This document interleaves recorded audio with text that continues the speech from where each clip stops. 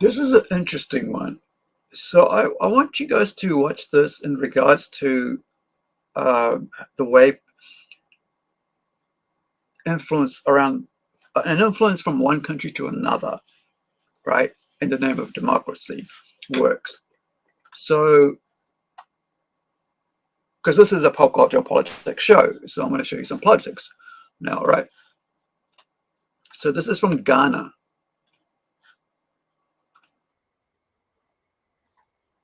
President Kamala Harris after she visited Ghana and she mentioned LGBTQ rights and she was questioning Ghana. And the speaker actually criticized her and called her remarks undemocratic. He also said, "What is democracy? That someone should have to dictate to me what is good and what is bad. Unheard of, because we have decided to devalue ourselves and go begging." He also addressed the president of Ghana and he said, "This is a word to the president. There is no way he can intervene. Wait until we pass it. That is where you come in." The speaker did not only address Kamala Harris, he addressed President of Ghana, Nana Akufo-Addo, and he doesn't seem impressed by the United States Vice President Kamala Harris. He's actually a bit annoyed from what he said. And the reason why he's annoyed is because as a vice president of another nation, when you're visiting a country, you have to respect their laws. You have to abide by the rules. You're on their land. But, Kamala Harris said what she wanted to say, regardless of what is accepted or what is not accepted in that country. So the speaker is upset by that, and that is why he said what he said about Kamala Harris. The people are not very happy with how certain diplomats or leaders or ministers will come to the continent and expect us to behave the same way, to say, "Yes, sir, what should we do? Yes, ma'am." And, things are changing nowadays. It's not the same way as it used to be. And these nations were used to, especially the Western nations, were used to dictating how we lived our lives. And now things are changing and they don't know what to do themselves. Hence why we are seeing an influx of visitors, especially high-ranking officials. But Africans don't seem to be that impressed. So the reason I'm playing that is because they just had this huge, an anti-LGBT thing happen. But and so it is good to know this was a year ago, and in America, basically, like especially Kamala Harris, got put in place, I guess, in a way you can say, So here's the next video for that, because this is imposing your own As we view. all know, the US and the Chinese are fighting for Africa's affection and Remember, to this be is the 10 months best ago. man for Africa, because we all know they want our resources, they want our land. All that is not new. But nowadays, it's getting too much, because a US official will come to Africa and tell us how much better they are compared to the Chinese. And then the Chinese diplomat will come and tell us how much they can offer us and what they're willing to do for us, and how they're not like the US. They won't boss us around and they won't push their policies on us. We've seen it all go down in recent years. And now the director of Pan-Africanism today, Akende Membe, said this: If you look at the Western and the imperialist countries, they come with their own interests. The vice president of the US came to Zambia, landed at a Chinese-built airport in Zambia, moved on a Chinese-built road in Zambia.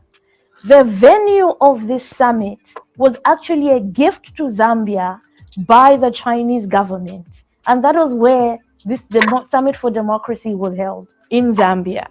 To tell African people don't work with China. Right? And the key agenda of this summit was to curb Africa's cooperation with China in a Chinese gift to the African continent. One of our major referral hospitals in Zambia, which is called Levi Mwanawasa teaching hospital was a gift to the Zambian people by China.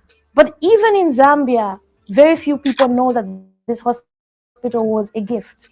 Zambia did not pay $1 for that hospital. If you went and saw the little placard that says gift from the Chinese people, it's the size of an A4 sheet of paper. And this is a massive hospital that deals with over 2,600 referral cases a month. But China is so humble in the way they deal with us on the African continent. If this was an American gift, it would be reported in media from the US to Latin America to Europe to Australia. The whole world would know about this gift to the African continent.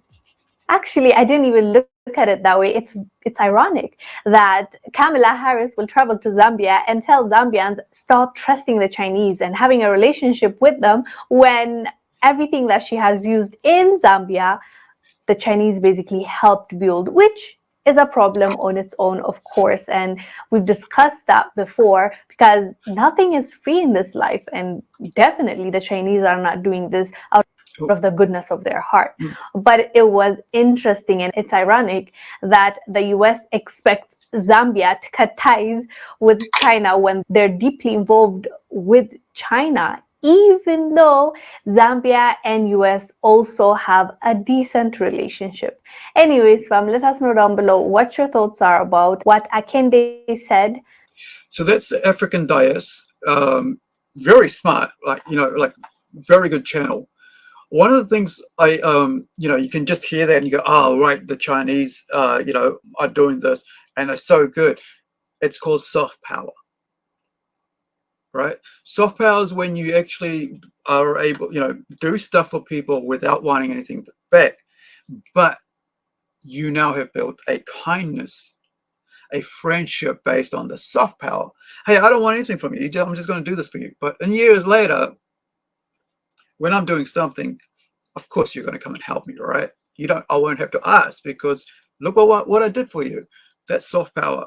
And this is the problem with how Kamala Harris, right, has dealt with Africa. And it's really, really pissed off a lot of people, really, African leaders, right? Activist leaders, people who just So many people within the African continent are starting to take a stand against the Western world with their promotion of alternative lifestyles. And we know that in the United States, they are trying to push that into the African continent. And those brothers and sisters are taking a stand against that because it's not conducive for their culture. It's not conducive for their particular religions. Well, you have a brother out of South Africa, Jay Mapanga, that brother. And I want you to hear, his take on some of this, because what he's saying is just downright just makes you shake your head. The arrogance of the Americans, the bulliness of the Americans. Let me even throw it on the west side. America right now comes to Tanzania, comes to Ghana, comes to Zambia with 16 million. And guess what? 16 million only for Zambia. The 16 million, ask me, what is it for? What is it for? For human rights. Across the river, China and Russia coming to South Africa, ask me for what? For what? For a military training and skills sharing of security. So the Americans are more interested in a transgender, homosexual agenda around the world. They will invest their money and give you money to protect human rights. Russia and China are coming with weapons and militarization strategies so that we can protect ourselves. So I want to say this very loud and clear to the Americans. Continue on your transgender agenda. Stay there. Leave us to do politics on the other side. Because what we need right now is not a minority human rights activation. What we need is a societal transformation. And for you as Americans to think that we really envy that when you have an anti-lesbian, anti-gay, LGBT principle, then tourists would drop. Let me correct that once and for all, Smooth. And cut and clip this, and it must be loud and clear. Are you saying to me that all the tourists are gay? And when you hear that this is a non-gay zone, tourism will suffer? Question number one. Question number two, are you saying that we don't have a right to expressing ourselves as Africans? Question number three, if democracy means majority rules and majority votes against a principle, then why won't you allow that to become law? Are you saying the minority must manage the majority, or the majority must manage the minority? Then if that whole ideology is wrong, really, then take democracy in a nice black dustbin bag and throw it outside. Because what you are telling us is by the people, for the people, with the people, and all those slogans you hear, what democracy represents. If we are 10 in the room and 9 people say no, and one person says yes, democracy says you go with the majority. So if we say we want to make Africa democratic, and the demographics of our democracy says no, then why do you philosophically want to manipulate the will of the majority to favor the will of the minority? Then this is where it really gets confusing to me.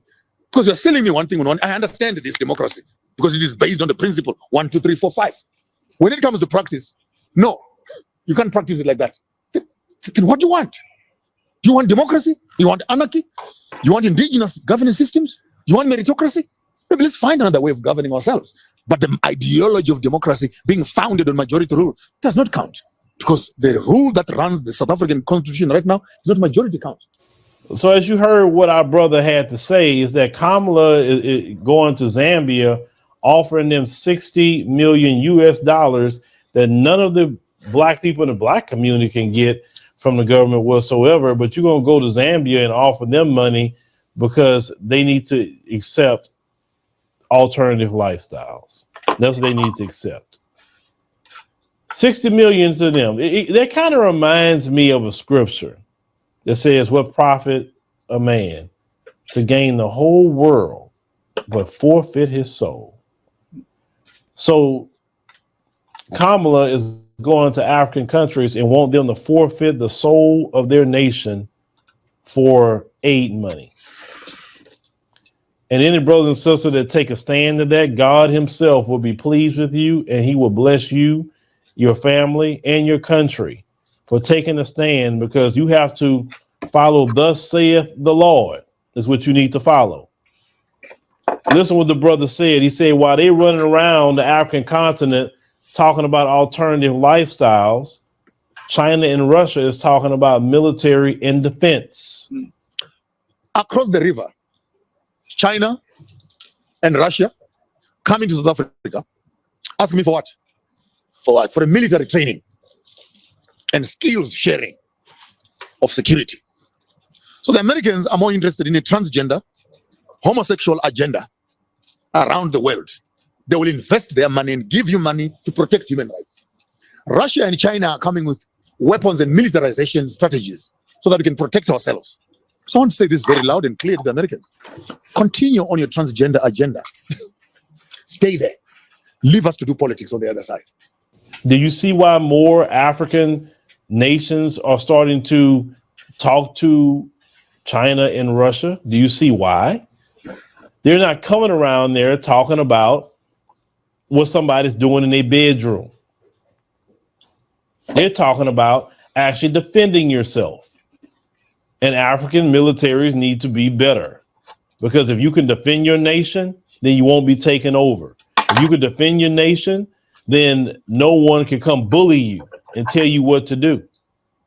And once again, Kamala didn't go to Saudi Arabia telling them that.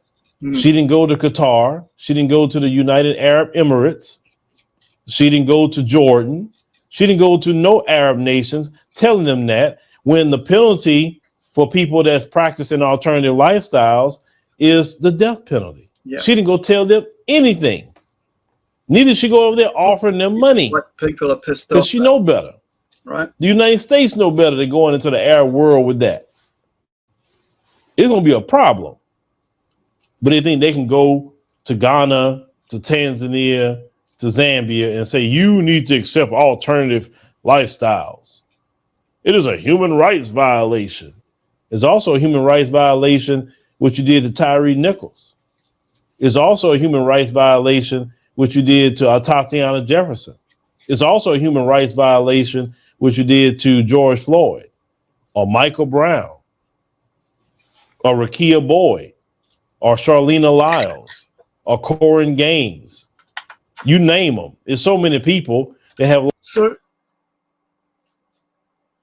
you can see why, right? Africa is really active about that, right? So here's something else as well, and then we'll play the court thing. Hey, here we go. To Uganda next, and the country's constitutional court has rejected a bid to overturn a controversial anti-gay law that is considered one of the toughest in the world. The law imposes life imprisonment for consensual same-sex relationships and includes Right, the Middle death East, that's where penalty the for what freaking it roof. describes as aggravated homosexuality. Well, let's go live to Nairobi and speak to our Africa reporter, Esther Agola. Esther, just bring us up to date as what has happened today. Good afternoon. So today the Constitutional Court had its sittings just over an hour ago, and the conclusion they had was that as this was a matter of huge public interest, that they will not overturn the Anti-Homosexuality Act of 2023. They did, however, note that the act did violate the medical rights, the health rights of the LGBT plus community, and noted that it was important to see how to, work that out. So basically, the law still stands in Uganda as per the Constitutional Court today. And it was rights groups that took this action to the court. Yes, it was. And this was taken to court last year. And basically, they were saying that it contravenes the human rights laws of the LGBTQ plus community in Uganda to exercise their various rights to exist, to, assemble, to basically just live their lives. And we were hoping that the Constitutional Court would overturn that. But as it seems today, that will not happen. However, the petitioners have said that they will take the matter to the Supreme Court, and they are hoping that it will be overturned in its entirety. Yes, an overwhelming majority of lawmakers voted for it. What are some of the punishments for being gay in Uganda? Well, so one of the punishments is that one can get up to life imprisonment, basically for homosexual acts. And then there's also up to 10 years, up to 14 years imprisonment for what they're calling aggravated homosexual acts, which involves rape of minors, vulnerable groups, spreading of HIV and AIDS. Now, at the time, it caused quite a global outrage, and indeed the US imposed visa restrictions on some officials there in Uganda. Has that had any effect on other lawmakers and what they feel about this? Well, so far, because they say that the public sentiment is that the law upholds the cultural rights and the cultural beliefs of the Ugandan people. There's still strong support for the law to remain in place. However, activists and human rights bodies are still calling for it to be overturned, and there's been a lot of dismay. A lot of them have called today's ruling heartbreaking, homophobic, and ill-informed. So moving forward, it's basically just to see how the Supreme Court will listen to this case. And what are some of the issues that will emerge that the petitioners are saying are very crucial in basically the LGBTQ plus community existing in Uganda, because many have reported being attacked, many have reported living in fear. As you know, there's also, the act also calls for people to report people who are LGBT plus. It involves renting premises. It involves registering of LGBTQ plus bodies and NGOs as well. Okay, Esther Agola, our Africa reporter live in Nairobi. Thank you. So now, one thing, you can get up in arms and scream, oh, that. But did you hear what the other guy said? They don't go to the Middle. America did not go to the Middle East. The Democrats, right? You got to understand, there's two freaking, systems. Only two systems. There's libertarian as well, but they never get nowhere, right? Or whatever in America, right? Politics. So when you see that, you kind of go, well, why don't they go to the Middle East? That's why South Africa's going. Well, why don't you go tell those people who actually kill, the the LGBTQ people, right, for their lifestyle, all right? If they get found out, they're killed. And then you go, well, the Africans are just going to put you in jail, right? And if you caught and do this, okay. So why don't you go to the harshest people, right? The ones that are the stone you, throw you off the roof, which a lot of people in the LGBTQ, especially in the West, have no idea about. Or they choose to ignore because they don't want to look at what the harshest places in the world are. Middle East, right? They want to side with them over everything because they think they're like, they'll be okay with it. But the reality is this: the Middle East is not LGBTQ friendly, and so it's gotten to a point that like the South Africans are seeing hypocrisy, right? People that the Americans, especially under Democrats with Kamala Harris, running over there with $60 million to help, it's basically, so what do is it the same one? Sorry, I think I've got the same one. So these folks are basically, why does that come up as that? Was it that one? Constitutional? Is it constitutional?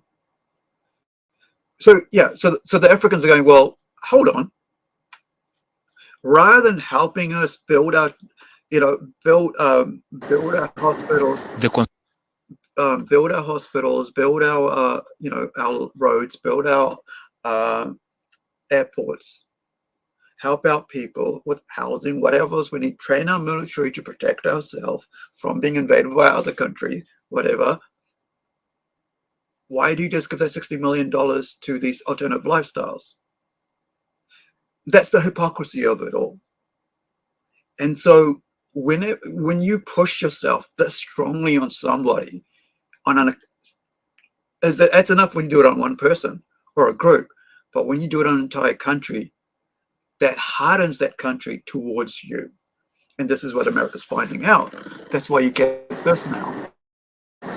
The Constitutional Court delivered the much anticipated ruling on the Anti-Homosexuality Act 2023, with the justices unanimously agreeing not to nullify the law that provides for the death penalty for aggravated homosexuality. We decline to nullify the Anti-Homosexuality Act 2023 in its entirety. Neither would we grant a permanent injunction against its enforcement.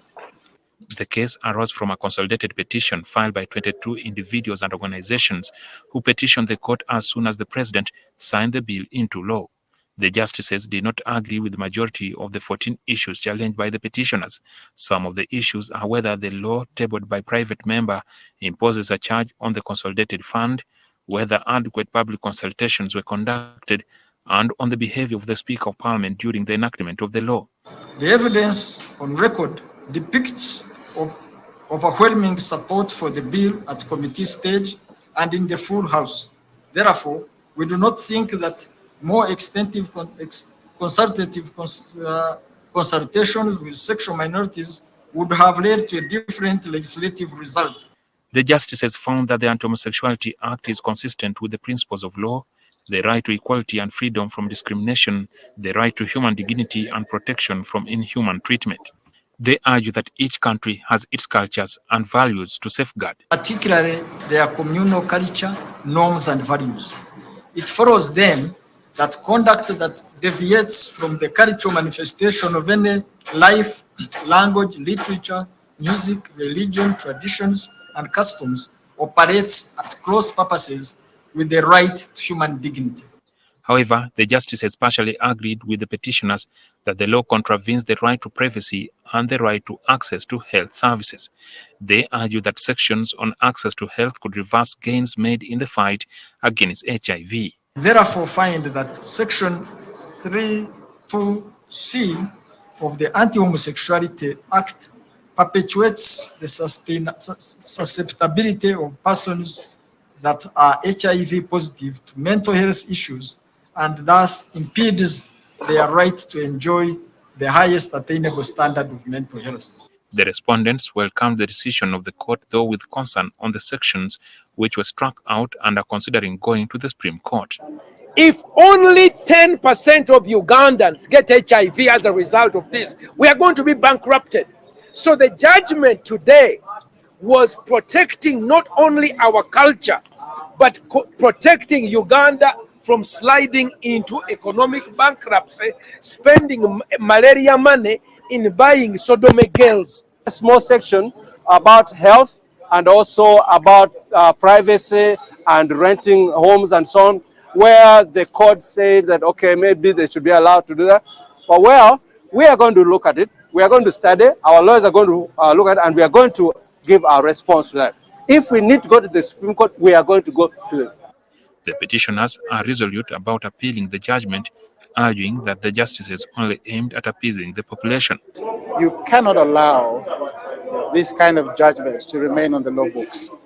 That a court of law is citing unverified allegations, is citing public sentiments, is citing unverified customs and customary values. And we are not available to live in a society that oppresses its minorities, that discriminates against its minorities. This is just the beginning of a long and protracted battle. Thank you very much. To go to the Supreme Court, and I have full confidence that the judges of the Supreme Court will stand above our cultural bigotry. They will stand above our prejudices, our cultural prejudices, and protect the rights of homosexuals to live their lives as they wish. The decision makes a great distinction from a similar law that was passed in 2014 that was nullified on the technicality of being passed without quorum in Parliament. This comes at a time when the West, more so the United States, has taken drastic decisions like terminating the Uganda trade deal and the World Bank halting new loans to Uganda. Jackson Onyango, NTV.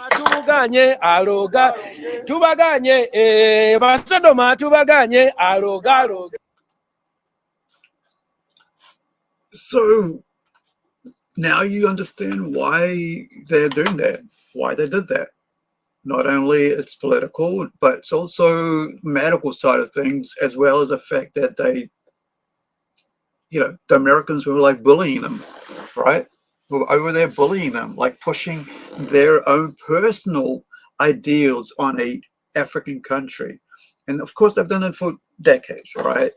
And the sad thing here is that, like, now they've lost an ally, right? They've lost all the people that they, you know, all these countries, Uganda and, you know, Zimbabwe or whoever else is there, right, would have sided with them, right? Ghana, right, as mentioned in that report, those videos, they would have sided with America, but they've learned over the decades of how the West is treating Africa, taking their gold, taking their friggin' you know, lithium, right, to put into the phones, right, like I got here, right, children digging up lithium, children digging up friggin' you know, diamonds, and just taking it overseas and getting all that money out of it, you know, taking all the profit goes to overseas, and you know, and so all these new kind of like the last generation has watched this and they have wisened up. You know, they've gone to the, you know, they've gone to Western learning facilities, you know, learned how their own countries are being mistreated, resource-wise, right? And also people-wise, like, you know, like it all goes in hand, because like when you mistreat a country's resources, you're really making their fellow countrymen fall into poverty, you know. And you can only do that for so long before people go, I think this is unfair. And you know, the whole thing about the left wanting to be justice and all this in America with the Democrats and all that, they don't really think about justice at all. They think about profit. They think about, how do I influence other people to be under my thumb? And sadly, all the things that they've worked on to build relationships and partnerships with all these peoples overseas has been ruined in the last 4 years, right? And so it kind of feels like, you know, one rule for me and one rule for you, and that's what puts people away from, you know, opposes American views around the world. So that's why you saw Ghana basically go, you know what? We don't want your money. you know, you're over here trying to give us $60 million for somebody's lifestyle, but you're not here trying to help us protect ourselves. And so the court basically majority won, and they said, yeah, no, we're not going to follow that through. And that's not a good way to do business if you're a country. And I think, you know, or even, you know, it's not good business to try to like push people, your views on other people's, you know, your opinions on other people's views, especially when it's a country to country. You can't go in there as a leader of one country and go, yeah, do this, and then I'll give you money. When the other guy comes and goes, hey, I'm just going to let you do, what do you need? Okay, do that. And then they do it, right? So that was funny watching friggin', you know, Kamala Harris land on what she was saying here. Let me just find this again. Give me 1 second. Right. Right. So, and now look at what of that, you know, they've totally like just threw it in her face, right? So this one, right?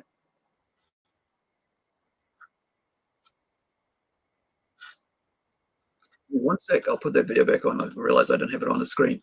But this is, you know, this is freaking African dias speaking about this, right? This is their influence people, right? This is their channel, right?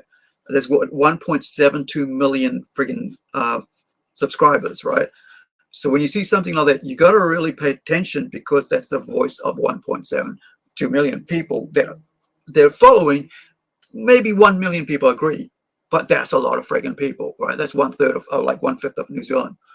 So you got to really think about how these people. As we all know, the US and the Chinese are fighting for Africa's affection and to be the best man for Africa, because we all know they want our resources, they want our land. All that is not new.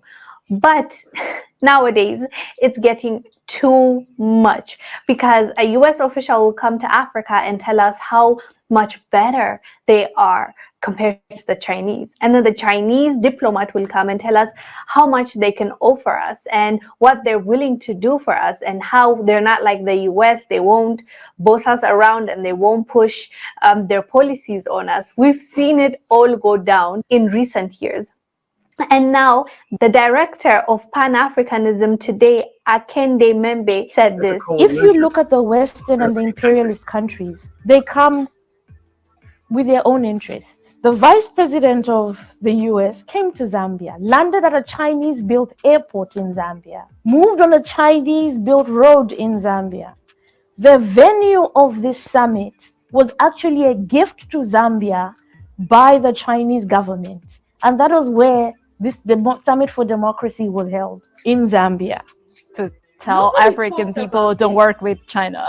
Right. And the key agenda of this summit was to curb like the Africa's whole idea behind it. It's basically propaganda, right? It is propaganda used in soft power,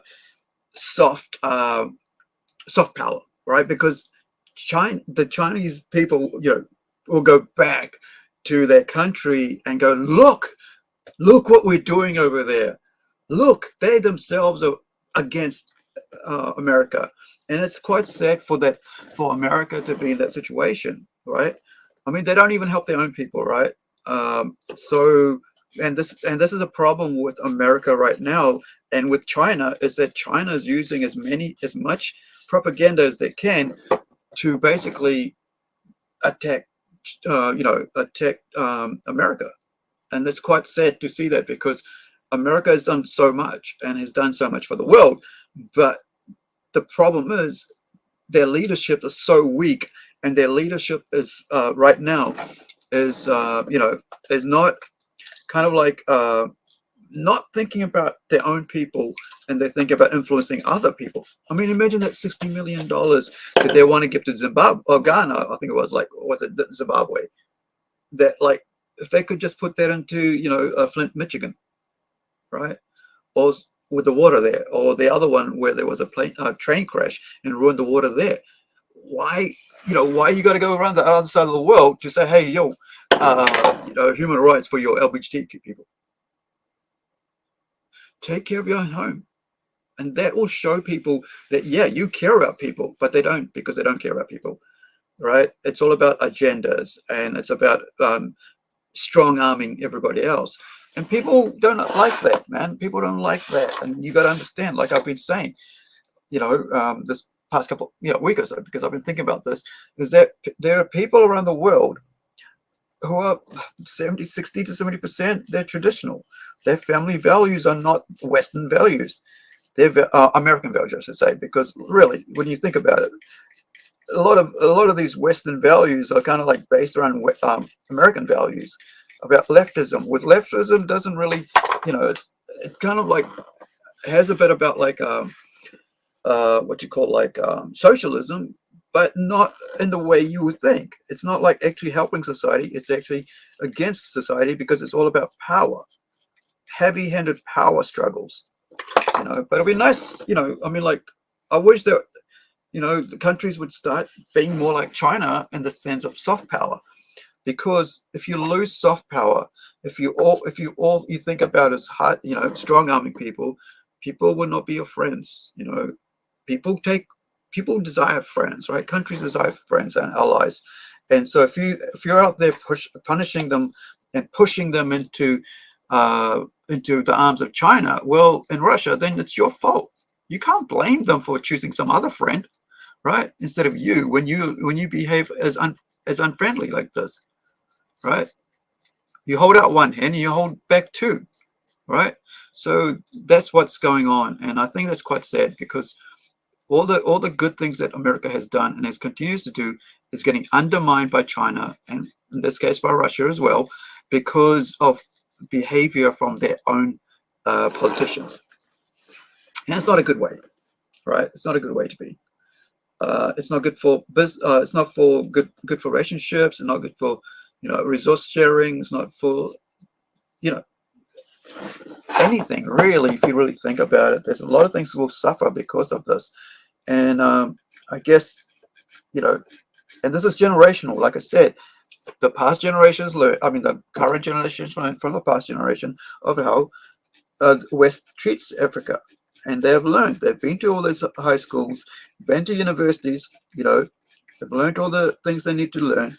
And now they've found out, now they've decided, well, we don't want to be ripped off anymore. We don't want to have our resources, taken from us and given to elsewhere, or, the money you make from our labor is made you rich and we don't get a share of that, right? And it's unfair. And that's what the youth are going. Why is it so unfair? I think it's time we changed, and that's what they do, right? They change. And of course, the sad side of that is they turn to China and Russia. They're your very, America's so-called enemies, right? So you gotta find a leadership that's actually gonna bring you back to being in friendship with Africa and other nations, because people, they won't put up with same thing, this sort of behavior for too long, I should say. And so you got to be smart about how you deal with people. They're not like you. They don't share your values. So you got to like meet them at their, in the middle. And so far, Kamala Harris has not met Africa in the middle. And so Africans have punished Kamala, right? Sad, but that's the truth of it, right? Your bully tactics can only work so far. We're the strongest in the world. Yeah, we got the superpower. Yeah, but if you can't behave in a bullying way. And that's, like I said, it's sad, right? Because they could have built a really amazing relationship with just being friendly and just being helpful when they needed it, right? And now hopefully a new leader comes in and gets them back on board, because seriously, look at all the billions they're wasting elsewhere when they could have just given that to the African nation what they wanted: hospitals and airfields, right? And airports. Because what that does is that hospitals, right, take care of the people, right? And the airports bring tourism and business to their people. So, you know, and that's just good business, right? It's just thinking of your people. And so when people see that, they'll go, yeah, well, we want to side with the ones who are helping us. You know, they don't care about whether it's propaganda or not. They just care about being helped, right? A drowning man doesn't care who the person, you know, who's going to save them, right? They just want to be saved. Or a thirsty person doesn't care who's offering them the water. They just want to have their thirst quenched. And this is something, you know, I guess I mean, because he's part of the Democrats have, you know, Kamala Harris has basically damaged this long-term relationship with you know, with Zimbabwe, with Ghana, with Uganda. Basically, it's Pan-African countries, right? That basically all of them, right? Problem is, the next generation coming up will see that, will take note, and they'll be taught that it was China that helped us. And so when you see China propaganda start, people will ignore that and go, oh, they helped us. And that's something, you know, you don't want to see right now. I mean, you don't want to see happen. All right, it's an hour and 15 minutes. Let's see what else I've got on here. So that's that. You know, it's quite sad. I mean, it's such a sad thing to see happen, right? And here's another thing. This is from about a year ago, just on the back end on that, right? This is France.